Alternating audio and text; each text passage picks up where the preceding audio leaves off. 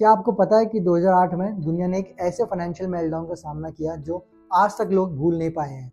चलिए उसके बारे में जानते हैं। हेलो दोस्तों, welcome to are trade.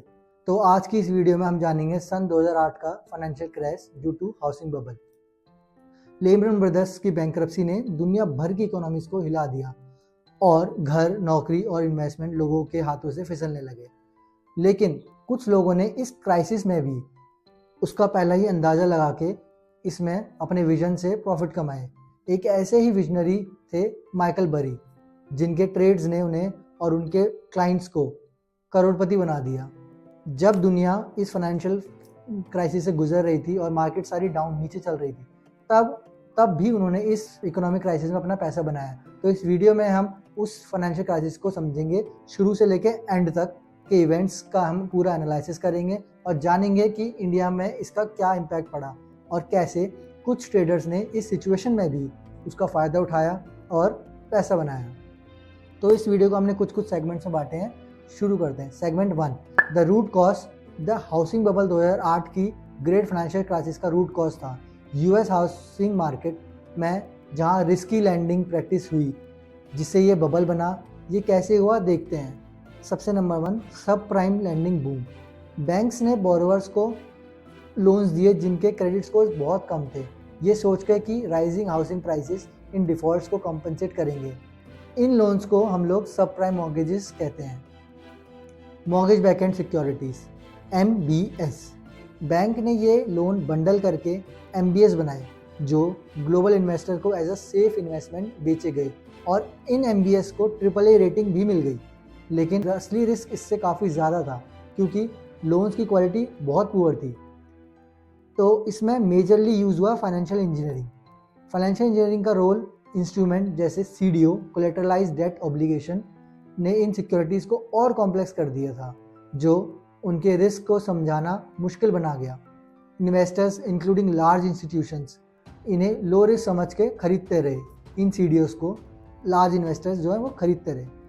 Michael बरीस ने, जो कि सिक्योन कैपिटल के हेड थे, उन्होंने 2005 के आसपास सबसे पहले इस सिस्टम में फ्लॉ देखे और उन्होंने मॉर्गेज डेटा एनालाइज किया और ये आइडेंटिफाई किया कि adjustable rate mortgage ARM higher rates पे रीसेट हो जाएंगे जिससे डिफ़ॉल्ट्स बढ़ेंगे।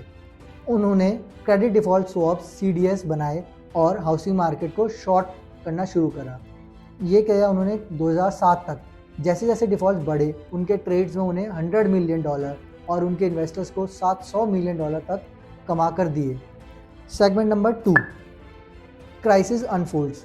2008 के क्रैश तक की इवेंट्स काफ़ी ड्रामेटिक तरीके से कुछ सालों में प्ले आउट हुई, जिसमें कुछ क्रिटिकल डेवलपमेंट्स हुई, जैसे कि अर्ली वार्निंग्स हमें 2007 से मिलना शुरू हो गई थी इस क्राइसिस का। हाउसिंग प्राइसेस 2006 में पीक पर थी और 2007 में गिरने लगे। सब प्राइम लोन्स डिफ़ॉल्ट्स बढ़ने लगे जिससे न्यू सेंचुरी फाइनेंशियल कॉर्पोरेशन जैसे कंपनीज कोलैप्स हो गई और मिड 2007 तक बियर स्टर्न जैसे बैंक्स भी मुश्किल में पड़ गए। उनके हेज फंड्स ने सब प्राइम लोन्स में बहुत पैसा इन्वेस्ट किया था और बिलियंस का नुकसान हुआ। लेमन ब्रदर्स की बैंकरप्सी के बारे में अब हम जानते हैं। लेमन ब्रदर्स ने सितंबर 2008 के आसपास बैंकरप्सी फाइल की। $600 बिलियन के एसेट्स के साथ ये यूएस हिस्ट्री का सबसे बड़ा बैंकरप्सी था। इसने पैनिक क्रिएट किया और डाउ जोन्स में भी 504 पॉइंट्स तक की गिरावट हुई।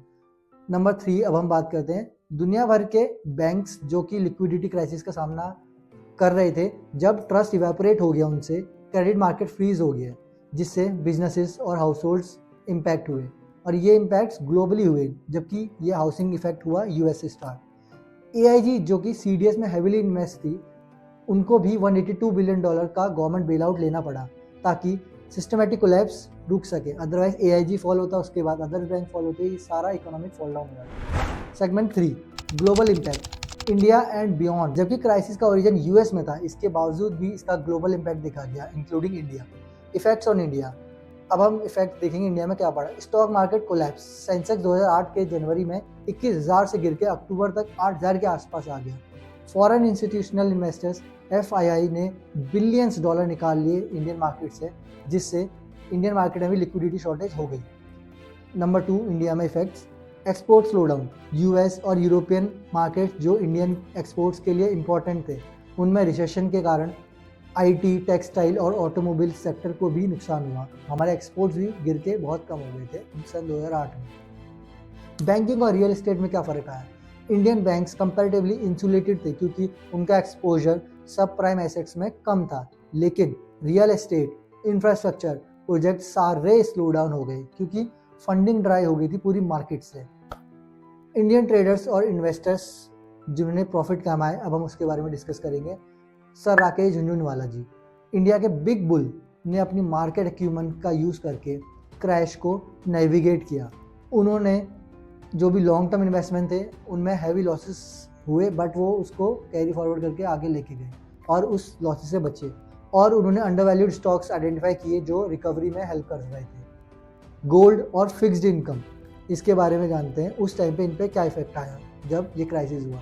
सिक्योरिटीज़ जो कि गोल्ड, ये सब सेफ हेवेंस के रूप में ज़्यादा पॉपुलर हैं और उस समय इनको और पॉपुलैरिटी मिली। कई इंडियन इन्वेस्टर्स इस टर्मोइल से बचने के लिए इन एसेट की तरफ शिफ्ट हो गए। Segment 4, lesson learn and reforms. Crisis के बाद दुनिया भर में कुछ इंपॉर्टेंट चेंजेस आए। यूएस में जैसे कि रेगुलेशन चेंज आए। 2010 में डॉड फ्रैंक एक्ट को इंट्रोड्यूस किया गया ताकि बैंक्स का एक्सेसिव रिस्क टेकिंग रोका जा सके और ट्रांसपेरेंसी इंप्रूव हो। इससे फर्दर इन फ्यूचर हम ऐसे कोई फाइनेंशियल क्राइसिस में ना फंसे। कंज्यूमर फाइनेंशियल प्रोटेक्शन ब्यूरो, इसका भी क्रिएशन हुआ ताकि बोरोवर्स को प्रोटेक्ट किया जा सके। बेल आउट्स, जैसे उस समय एआईजी को बेल आउट मिला, सेम उसी तरह इन्होंने नए रिफॉर्म्स लाए। यूएस गवर्नमेंट ने $700 बिलियन का bailout trouble asset relief program के नाम से अप्रूव किया ताकि फाइनेंशियल इंस्टीट्यूशंस को स्टेबलाइज किया जा सके और क्रेडिट फ्लो रिस्टोर हो सके। ग्लोबल चेंजेस क्या हुए इस क्राइसिस के बाद? दुनिया भर के central banks including RBI, reserve bank of India, इन्होंने लिक्विडिटी को बूस्ट करने के लिए इंटरेस्ट रेट्स को कट किए। Credit ratings, in credit rating agencies के लिए भी नए गाइडलाइंस बनाए गए ताकि वो हर किसी को AAA रेटेड ना दे और एक्यूरेट असेसमेंट करके ही रेटिंग्स दे।